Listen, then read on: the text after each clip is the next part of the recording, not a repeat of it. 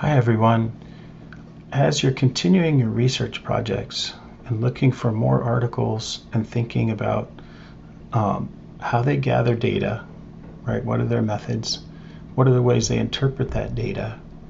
And what are key terms that are being negotiated or discussed in the readings? We assigned this introductory chapter and another chapter of Gladwell's Outliers as a sort of walkthrough to get people thinking about this. So this is a little video walkthrough of that chapter to get people thinking about how to find that stuff and the ways that it compares to your research projects and what you're doing.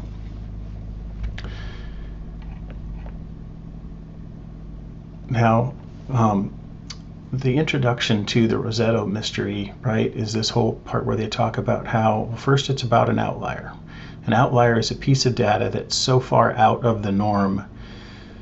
It's like an outlying case where people are like, what? How do we explain this? So an outlier is a piece of data that seems so unusual that it's hard to make sense of. Now, the first part of this is about how these people moved from the little town of Rosetto to create a new town of Rosetto in Pennsylvania, and how they moved and more people moved, and eventually they had set up their own little teeny self-sufficient world, right, in this town, which would have stayed, hidden except for the fact of the Stuart Wolf, who was a physician who studied digestion in the stomach. And then it turns out that he goes to Pennsylvania for the summers, and he ran into a friend, right, who pointed out that he'd been practicing medicine, and there were almost no cases of heart disease in this town of Rosetto, which is a real shocker because at that time period there was all kinds of heart disease everywhere. It's still bad, but it was worse in the 1950s with a lot more smoking, and so Wolf decides to investigate this. He gets some of his students and colleagues, and here we get to our first thing, gathering data. So they gathered death certificates to find out what people had died from. They'd gone back as many years as they could. They analyzed physician records. So they got, which this would be hard data to get today, but they gathered some already existing data.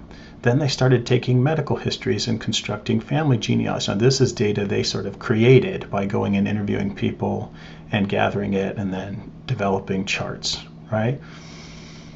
And so then they started this preliminary study. They went to the town, they took blood samples, they did EKGs. So this was just the first collecting histories. Now they're actually doing some experimental data gathering. And so the shocker is, of course, that this turned out to be true, that people in Rosetto were remarkably resistant to heart disease, and right, they're all getting up to 65, none of it, and over 65, a third of the rate of the rest of the country. So the next step is now Wolf really starts to develop this project, and they came back and brought in students to interview people. So another way of gathering data is to go and do interviews, right? They find no suicide, no alcoholism, no drug addiction, very little crime. So people are dying from old age. So sociologically, this place seems like, wow, this is an incredible place. And this is where we get this idea. Here we go. This town is clearly an outlier. So we shift to section 2. And now he starts running through what are all the ways that we would think of this being a problem, right? Or this being the case. Like, why is it that the Rosettans are practicing old world diet? Turns out to not be the case. Then what about genetics?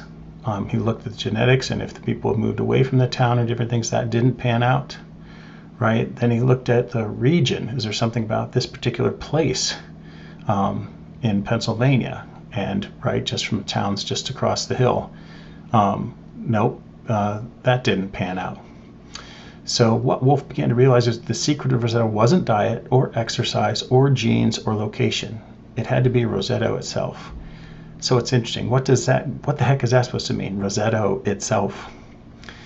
And then they go to explain, right, that how the Rosettans visited one another, stopping in to chat in Italian on the street, cooking for one another. They learned about the extended family clans, many homes of 3 generations, how much respect the grandparents commanded, the unifying and calming effect of the church. They counted all these civic organizations. They picked up on the particular egalitarian ethos of the community, so everybody's looking out for everybody else, not flaunting their success and helping people with failures.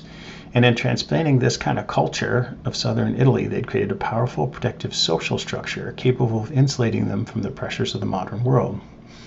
The Rosettans were healthy because of where they were from, because of the world they'd created themselves in their tiny little town in the hills. So it's the social structure, right, is what is Rosetto, when we say that's where they're from.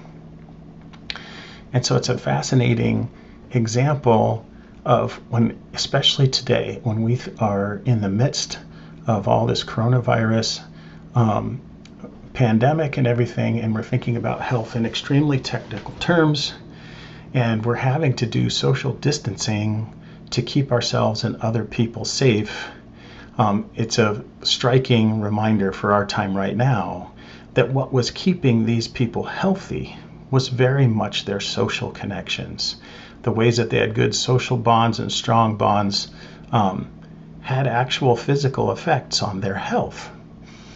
And so when the researchers, when Brun and Wolf had started to present their findings on this, and this was some time ago, to the medical community, of course it became no one was taking them seriously, because health is about blood levels and experimental data and all of the very technical aspects of health, but no one at the time was thinking about the sociological sort of impact or effects on health. As he said here, no one was used to thinking about health in terms of community, in terms of social life, social connection.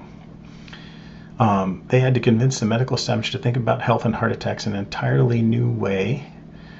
They wouldn't be able to understand why someone was healthy if all they did was think about the individual's personal choices or actions in isolations. They had to look beyond the individual. So, as a sort of summary, to shift to a more ecological, environmental view, right, of health.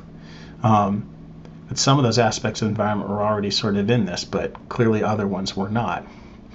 And so their point is that social relationships, something not usually thought of as connected to health, ought to be considered as, and this is something we see much more emphasis on now, with emphasis on mental health, but we still treat mental health, right, as if it's somehow separate or different instead of interconnected with all these other things. So the reason this makes a great introduction for Gladwell in his book is that, right, what he wants to do for the idea of success is a similar sort of analysis to what Stuart Wolf did for the understanding of health. He wants to see success as more ecological, environmental than as mainly tied to an individual's choices, right?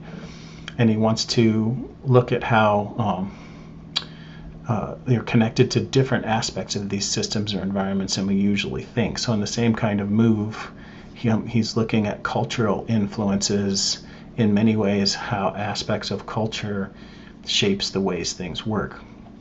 Now, how does this impact your projects and the ways that you thinking about the research project that you're doing? Like, there are terms in everybody's research project that are the key terms that are being investigated, so that we need to think differently about particular kinds of terms. In this case, right, so you need to be, in this case it's like thinking about an outlier, thinking about success, right? In this case, thinking about health is more communal and right and ecological than it is, and sociological than it is necessarily just technical aspects of health or genetic aspects of health.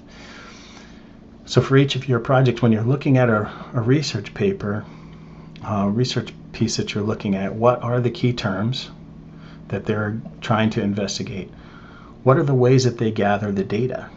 And then how does that data get explained to say what that data ends up meaning? I'm going to have a couple of different examples I'm going to look at that are, of course, related to the the questions around the coronavirus right now. And I'll get those posted. But this is our walkthrough of just the opening chapter of Outliers.